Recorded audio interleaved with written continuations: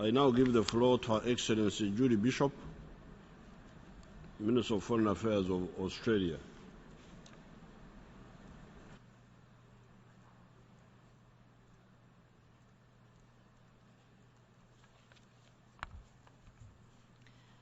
When Australia signed the United Nations Charter 70 years ago, we committed to promote peace, social progress and better standards of living for the people of the world. Australia has taken this commitment seriously, and today we agree a new 2030 agenda that seeks to end extreme poverty within a generation. It's an ambitious, bold and necessary objective. Indeed, it is a global objective, the product of unprecedented consultation and negotiation.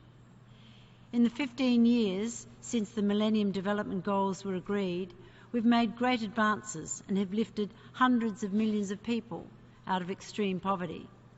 This achievement should be celebrated, but in an ever-changing world, new challenges continue to arise. The 2030 Agenda recognises a more modern, contemporary understanding of the drivers of development and the changing distribution of global wealth. The last 15 years have shown us the benefits of building economic resilience, and so the 2030 Agenda rightly has a strong focus on economic growth. Every single resource should be harnessed, so the rights and opportunities of women and girls are recognised in a standalone goal and also across the 2030 Agenda. Many countries that have struggled in their efforts to achieve the MDGs have experienced instability and conflict, as we have seen in our region with the experience of the Solomon Islands and Timor-Leste. The World Bank estimates that more than 40% of the world's extreme poor live in conflict-affected and fragile environments. Further bank research predicts that this percentage will at least double by 2030. So the goal on peace and governance, for which Australia strongly advocated, will be critical for the eradication of extreme poverty and for the success of the entire 2030 Agenda.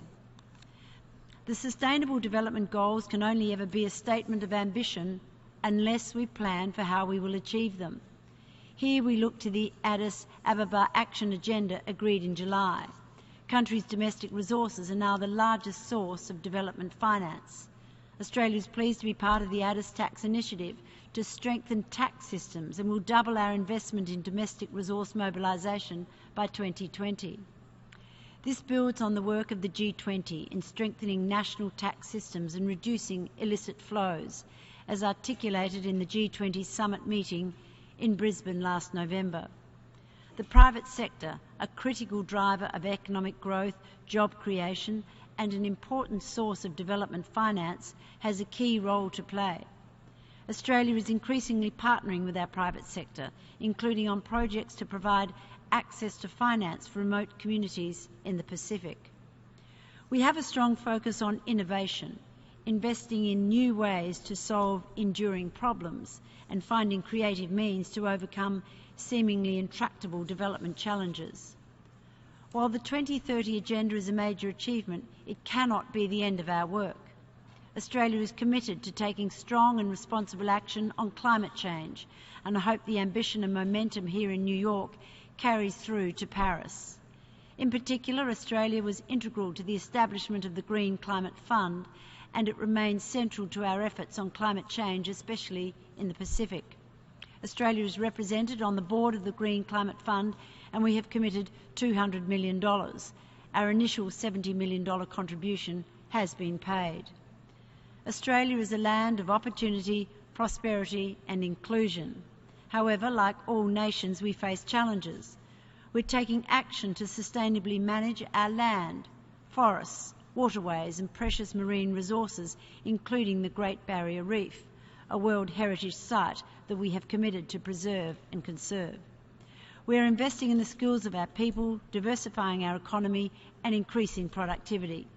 We are taking steps to promote gender equality, close the gap on Indigenous disadvantage and support those with disability, including through a national disability insurance scheme. In giving effect to the new agenda, we can share lessons from our own experience. Through our development program, engaging with the private sector, working with partners, we are promoting prosperity and reducing poverty on a sustainable basis in the Indo-Pacific.